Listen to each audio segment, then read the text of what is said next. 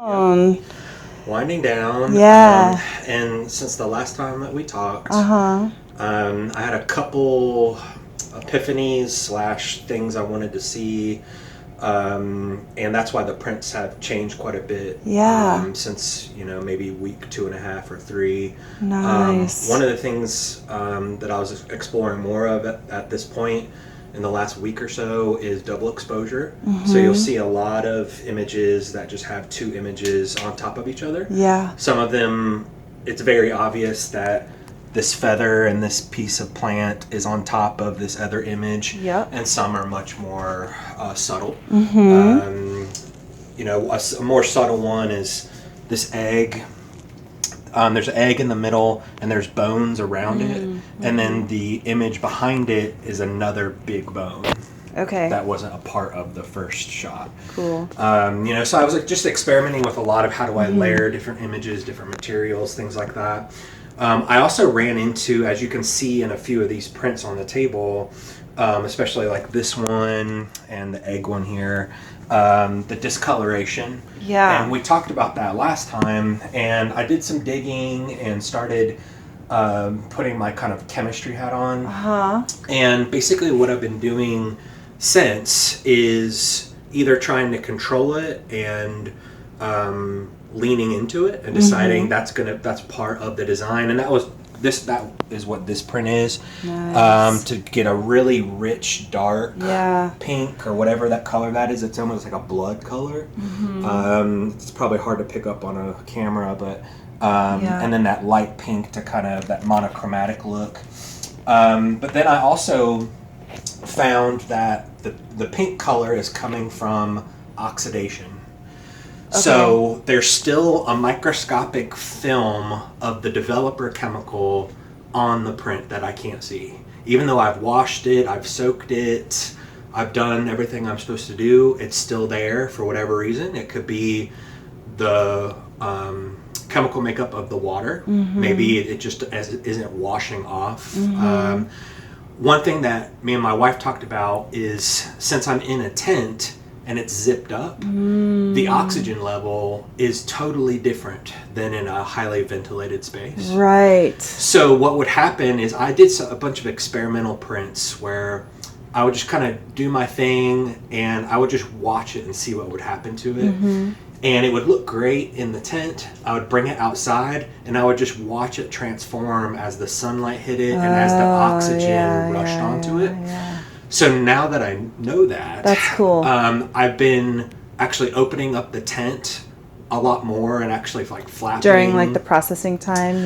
Whenever I can. Okay. So in between prints, like I would usually do like 4 prints in a row. Okay. But then I started doing one print, then opening it up, making sure we're fully oxygenated. So that chemistry was working quite well. And then I found a blog post by a professor about Epsom, or not Epsom salt, but just sulfates in general. So if you soak one of your prints that has the developer on it in a sulfate, it should strip it off. And there's sulfates almost in everything. Laundry detergent, Dawn, but Epsom salt is magnesium sulfate. Right. And it's not going to kill the environment either. Yeah. So I actually have an Epsom salt like foot bath powder that I bought for like $4. Yeah, yeah. And I soak the print in it before it goes into the stop acid. Okay. So I'm trying to get all the material off of it. So you've done the develop, done the fix. So before the fix is the Epsom salt. Okay. So developer, Epsom salt, then the fix. Which stops it. So the fix is actually after the stop. So here, let me rattle them off because I get them confused. Yeah, okay. So it's developer, which makes the image actually appear. Yep. Then I use the Epsom salt to strip off the developer. Okay. Then I use the stop bath, which is like an orange acid. It smells like vinegar.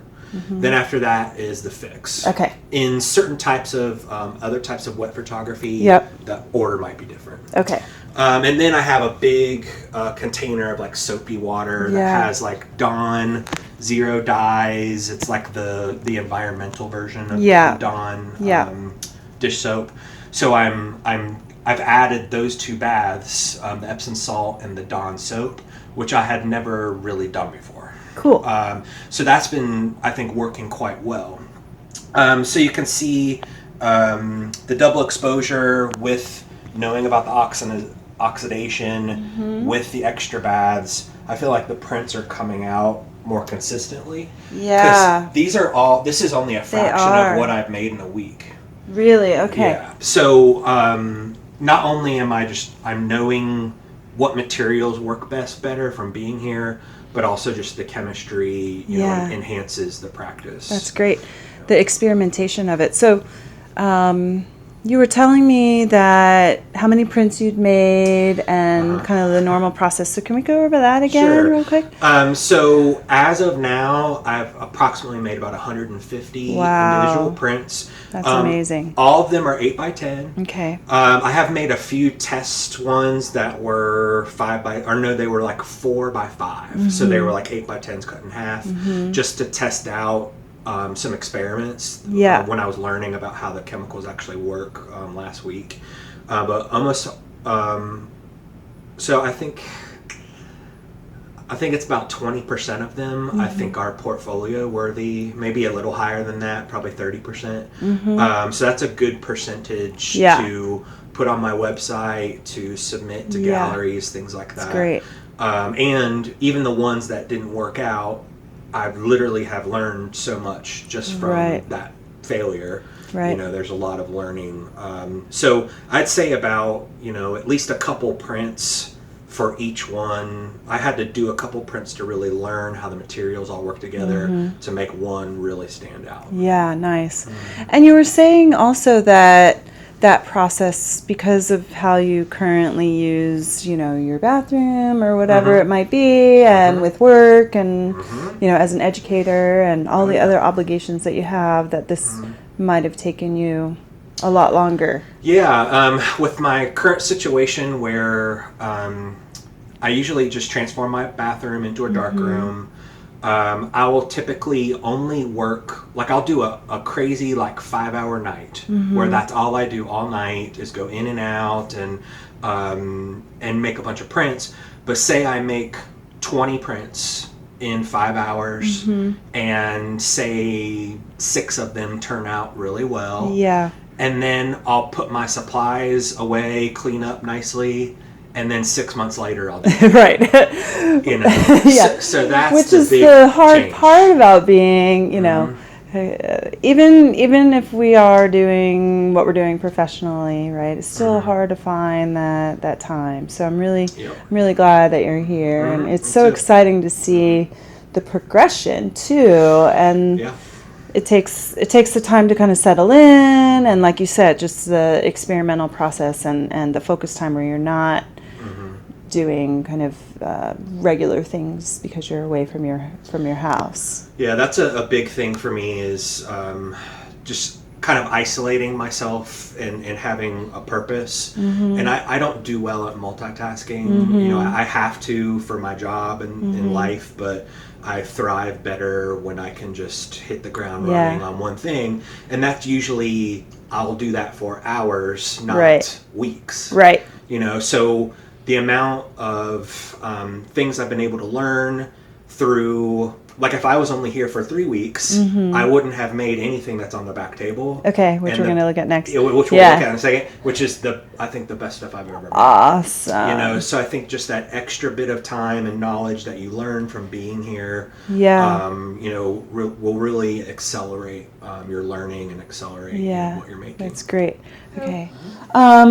So the ones on the other table, which we'll look at in a minute, are some of the best things you've ever done with this process of being here for that long amount of time. Right. When you were trying to decide, because when you first sent me a message and application, you'd seen the residency for a while. What was the kind of initial plan, and do you feel like you're achieving kind of the initial goal, or were you able to kind of you know, kind of in that isolation period, kind of adjust as you went along?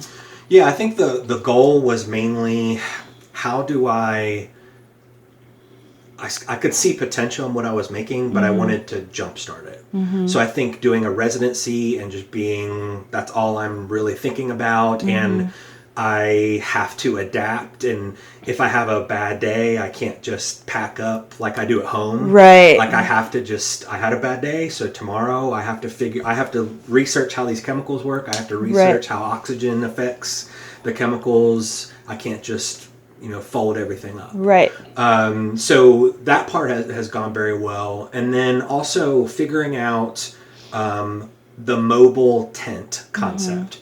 So I'm the only person I have found that's using a tent in this way.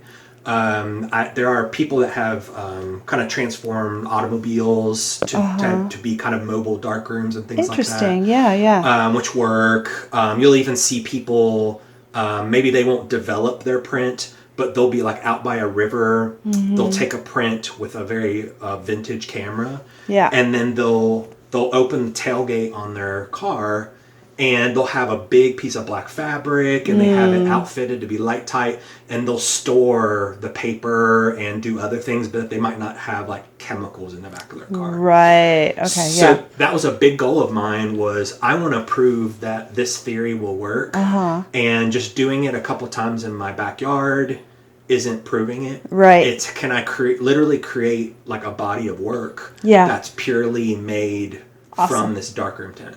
Awesome. So that was the main goal of this residency for me. And when I was applying to it last year, was the only way I'm going to like prove that this could actually work is to actually force myself to do it, and not just to do it with one print, but over a month. Right.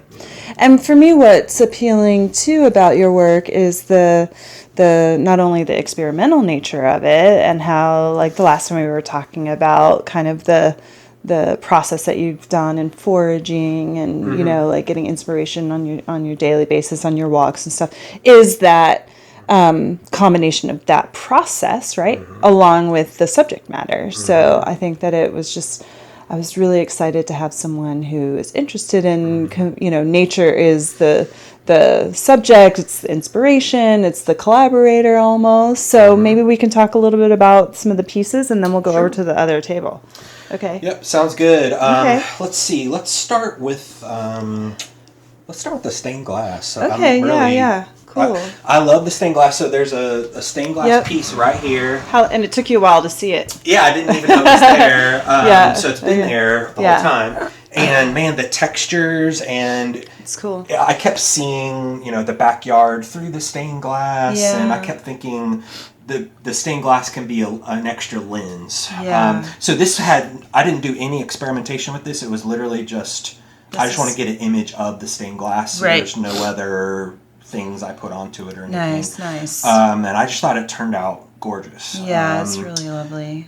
So then underneath it is one where I put a piece of paper on the ground, put some sort of plant material down, and then expose it with a flashlight. Okay. Then I put the stained glass down over top of that, and then expose it with a flashlight again. Okay, so then the objects were there the second time. Yes. So they got the double. Yes. Okay. And I had no idea what would happen, but it's obviously this diamond. Yeah, it's in the middle. Yeah. Yeah. So if I had so many ideas, but I could have done probably 20 of those. I think I did like 4 of them. Okay. And then we can go to the garlic one. Yeah, this is great. The one we looked at a garlic one last time that like everyone on my Facebook page loved and were just fascinated by. So I was like, okay, let's just roll with it. Yeah. So what I did with this one, this is a single exposure, but I use Epsom salt. So cool. I actually dipped the paper in Epsom salt and then actually sprinkled some of it onto the paper. Then put the garlic on top. I love that. I think that's really, the texture is just really beautiful. And the other thing that we were talking about too is that the objects that you're finding or that I'm, providing kind of do a sense of place too, right? Because those are the garlic that I grew out over the last few months. And, the stained glass is something that I collected many years ago. You use the eggs from the chickens and the garlic flowers, and then you've also been doing, it looks like you've been doing some flowers too from the garden, which is great. Place-based art is huge now, and it's not just a trend. I think that's postmodern art is very place-based in general. So even if you go way back and look at something famous like Jackson Pollock mural or something that's in textbooks, it's very much, if World War II didn't exist, that mural would never exist. Right. So where he was, how he was feeling, the materials he had access to, that all goes into the art. So, art always reflects society. It always reflects place, no matter where in art history you go. Yeah. So even in my little practice, place is huge for me. Right. This one would be a good example of kind of mixing those two, where the feather is a chicken feather from your chickens that you found for me. And then many years ago, I had an uncle who passed away. And one of his big things that he would always tease some of the men in the family about was carrying a pocket knife, and that you need to carry one to be a man. And it was a joke, but then that feather represents him and his sensitivity and that's nice. His humor. So it's like an extra blade almost in his pocket knife. That's really nice. And that's my pocket knife that I own. Cool. So it's a layering of all kinds of things that. And a viewer would never know any of that. Right, exactly. Unless they read the little piece of... if there even is one. If there even... Yeah, but also you were, for the feather, you let those kind of sit and get wet because when it wasn't really it didn't have that right at the beginning. They were still stiff. So I think that's really nice because of the way the blade is. It's almost like it's sliced it and it's curled. It does feel... kind of like a food object in some way, but it's natural, and the utilitarian man-made object combined with the natural object is really interesting. Yeah, that's great. And then this one here, I was deliberately thinking of place-based and how I knew you were very intrigued by using the unique materials that this site has. Yeah. So I used very specific plants that I found on my walks. I used the eggs that you provided. Oh, those are the eggs. Yeah. The feathers, so cool. And then trying to find a plant-like material that kind of mimic the feather in some way, but it kind of distinguished against it. Yeah, that's really nice. And I viewed that one and this one here with the egg in the middle almost as like logos. Like I am designing. Like I want to create a splash like the McDonald's arches. Right. Where when somebody sees that, it's like that's your brand to it. Yeah. Right. It's a brand, they connect to it. And not that I'll make that into a business card or anything, right, but it's just a different way of approaching. We can do lots of fun flowers and things like that, or I can actually do a very deliberate, very graphic style with this same process and same materials. And the last time we talked, which I don't have the video of it, but you were inspired by even like the Warhol poster that I've got on the wall and some of those other things, and how, but you've moved on from that. And now oftentimes as a former professor, and you're an art educator, and you're also teaching people about being art educators too.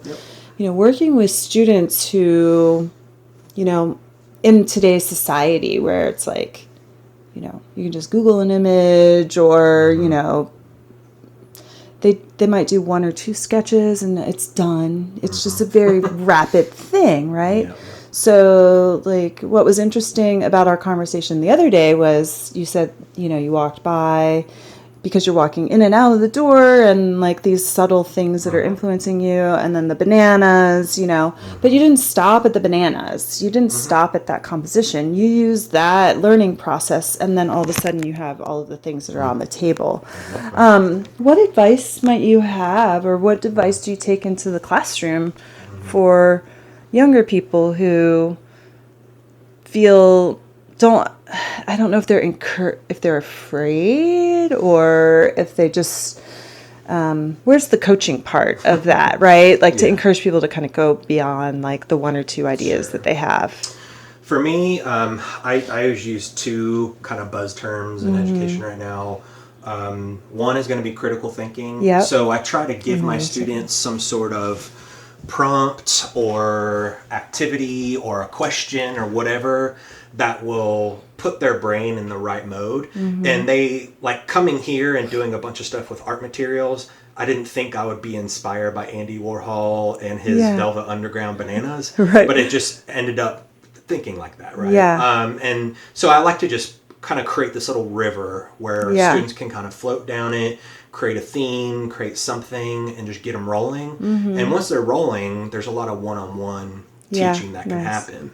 The other thing that I would mention is experiential learning. So I actually don't like to do a ton of art making with students. I like to do a lot of experiencing with students. So we take a lot of field trips. I'll have them make something from complete scratch. So instead of using paint out of a tube, we have to, like, I guess a good example from last semester is I have my students make their own chalk from plaster of Paris and paint, and they had to let it dry. Then they had to come up with a composition. Right. And I could have just given them chalk. That's cheap. Right. But adding that little experience, adding smells, adding mixing into a bowl, then ideas actually come out for their compositions. Right. So that would be the advice I would give for teachers that they're probably already doing. But just having elements of critical thinking and elements of experience. That's awesome. So, are there any others over on this table that you want to talk about, and then we can move to the piece de resistance, the other table. Let's do this one. Okay. So that was another popular one on my Facebook. Nice. So this is I took an empty tray, put the piece of paper in the tray, and then just stacked as many eggs as I could in that tray and kind of filled it up. Then exposed that. Then took all the eggs out. And so even like condensation was still on the paper after I took the eggs out. And then I have these transparencies. One is of the Pantheon, I believe, which is upside down, actually. Okay. Yeah. And then those columns of the Pantheon go up into this other building. I don't know what that building is on top. I need to look at. Okay. But that's nice. Yeah. So combining, I like to combine soft organic edges and forms with architecture, with hard edges, and I have no idea what's going to happen, but I'm just going to try those. Like that's the pocket knife is a great example of that as well, because I think we separate them too much, and they wouldn't. The architecture and the hard edges really wouldn't exist without the organic. So that was just one that turned out well, and that nice little highlight that it created over top. That's really nice. Well. And we already looked at this one, but that also has the eggs in it. And then these are strawberries? Yep, those are strawberries. Okay. So I was inspired by the banana that I already made and decided what's one more thing I could do just to get that out of my system. Right, the repetition and the organic form. So we've got the repetition, we've got the more pop art organic form versus, that's really fun. Flowers, sticks and flowers and things like that. And I thought this turned out really well. And I also used specifically a very vintage paper. I think it's from the 70s. Right. So it has this very like silver tone to it. Which I thought worked really well with the strawberries. Yeah, that's really neat. And it was hard to get other, like a print like this, it was hard to get that to turn out on that type of paper.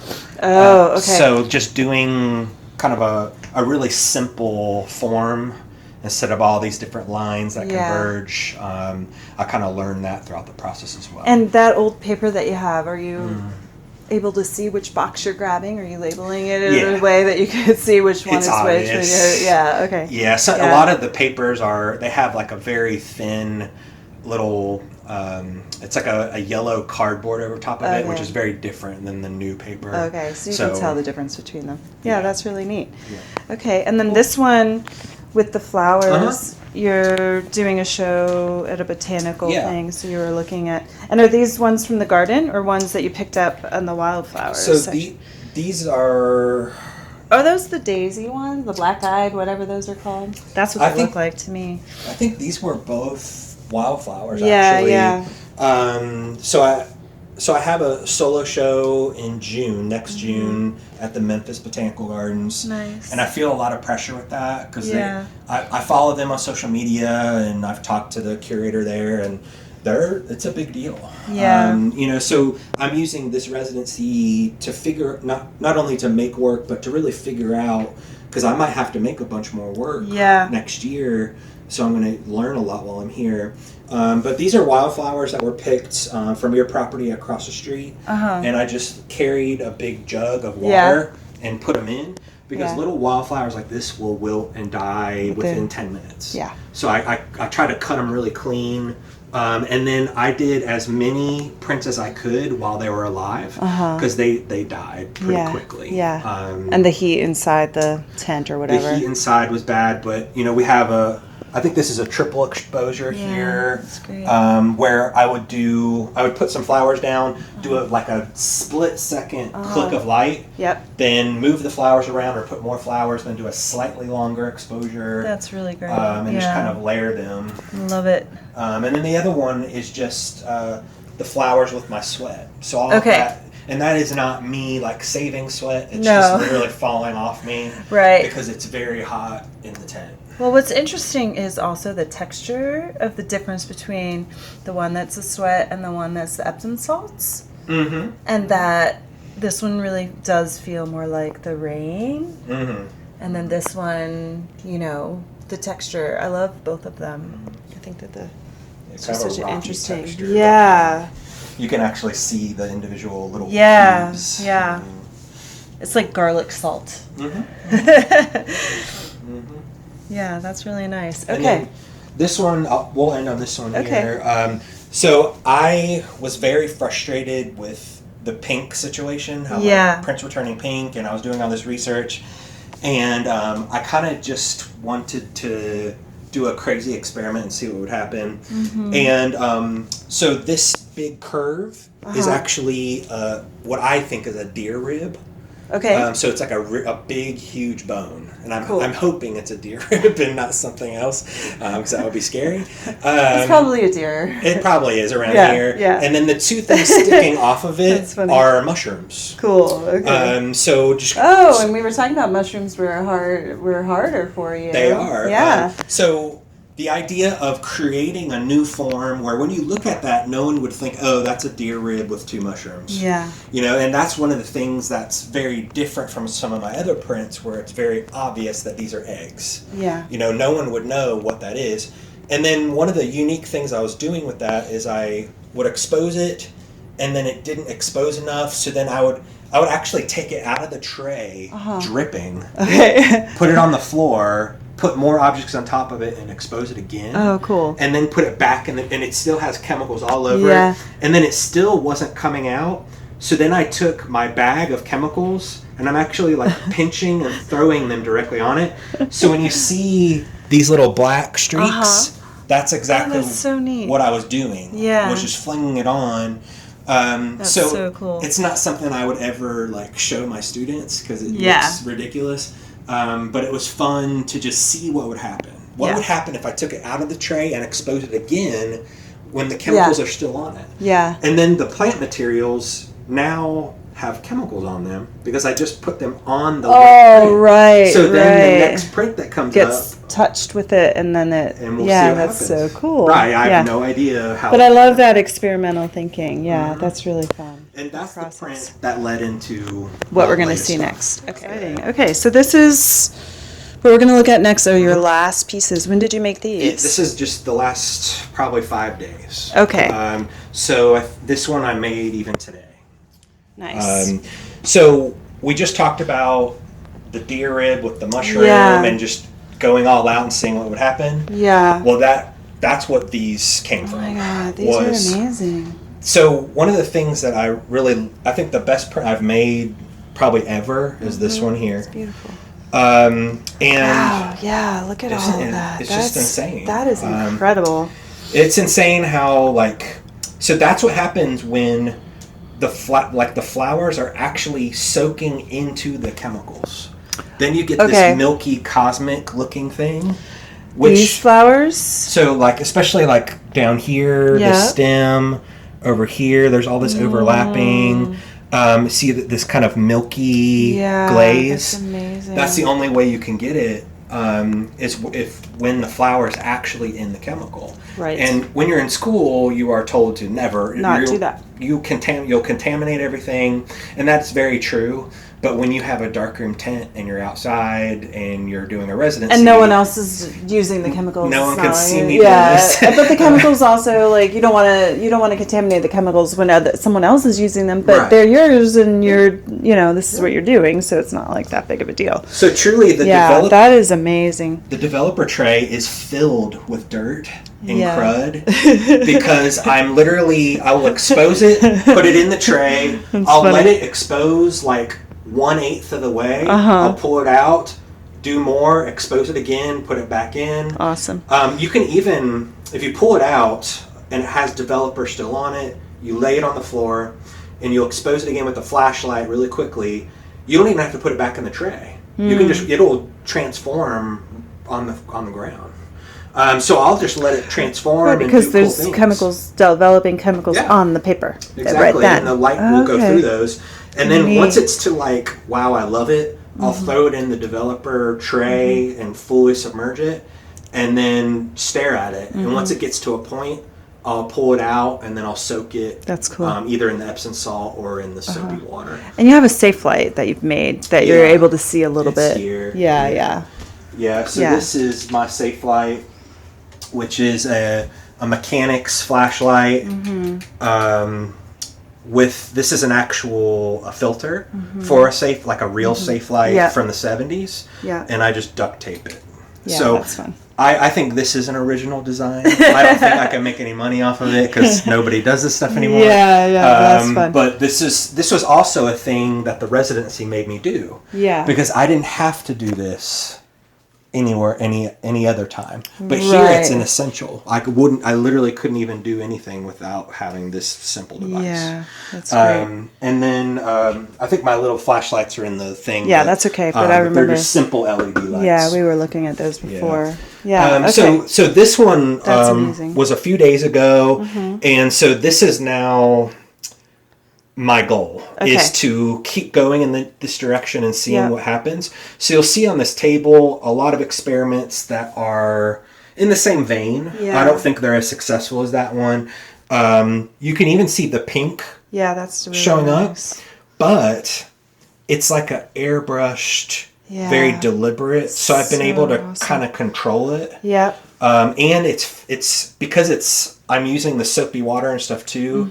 It's much more faded. So it'll probably fade out to complete gray eventually. So I've been able to not be surprised as much, and I know what might happen. That's great. Another one of my favorites is probably this one. So we have the two Queen Anne's lace blooms that are on top and underneath an egg, and that's one of the smaller eggs with the feather, and I expose that, and then I remove those materials, and then I put a transparency of this beautiful landscape painting. I don't know who painted it, and then expose that, and now they're in one image together. So there's all these clouds and mountains and things like that that blend directly into the image already. And it kind of goes with your collage aesthetic that sometimes you use too without having to physically cut and paste it, but that's really nice. Yeah, this is very collagey as well. And that's one of my goals too, is to to have these very lace patterns on top of a bloom without it being actual lace. Like, can I find a pattern in nature and overlay it onto another item from nature to create this very graphic look? Yeah. So it's kind of similar to those logo ideas, I guess. That's awesome. This sky, I'm calling it a sky. Yeah. You know, it's a landscape. Yeah. To me. I think that was the first one I actually made where I was like, yeah, that's what I want to do. Cool. And then this one came after it. And then the one we talked about for a long time, I think, came after that one. So I learned how to get there. Yeah. And that would be something I would share with students and educators too, is you just, you know, I'm on year 10 of doing this stuff. Yeah. You know, and I don't do it every day, right. but, you know, sometimes you have to do something for 10 years for something to click into your head that is simple enough that I can repeat it and try to experiment and explore it more. But 9 years ago, I wouldn't have been able to do it. Yeah, and it's hard. It's fresh. It's hard to like make sure you stay in that that zone of you know, you can't be doing this until you have the experience and the you know, all of that and life experience goes in there too. I mean, you know, every night I'm driving to Hohenwald to talk to my wife. We talk about art. Oh, nice. You know, so I'll talk about what my chemicals are doing, what they're not doing, things like that.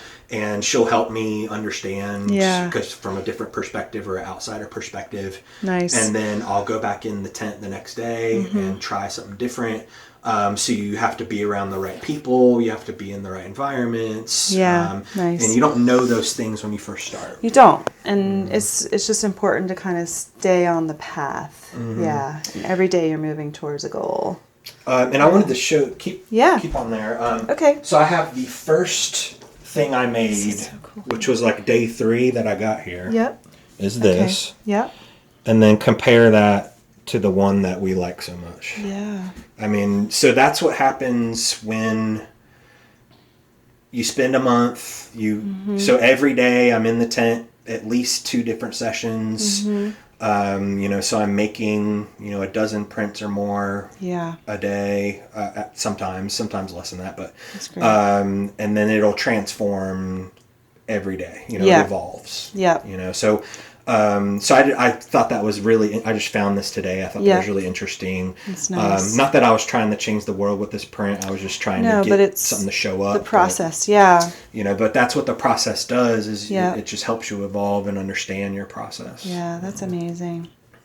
Well, thank you so much for sharing this. Sure. And it's been really fun to see it progress. And, you know, I'm a photography fan and a photographer, and I miss the darkroom myself. So it's really exciting to see that you're doing this, you know, kind of darkroom process, and really giving people another option of, if you want to do photography, and you can still kind of do something kind of traditional.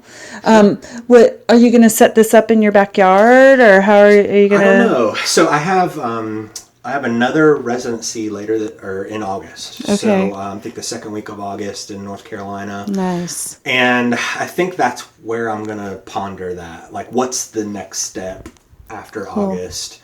I think that's the goal. I set it up in my backyard before I came here, tested it out. It worked, you know, but I really didn't know I didn't know if it would even withstand a month of being in the sun and being in the weather. Yeah. So it has proven that it won't blow over. Yeah. The weather doesn't affect it. Yeah, it's been great outside, and it's been fun.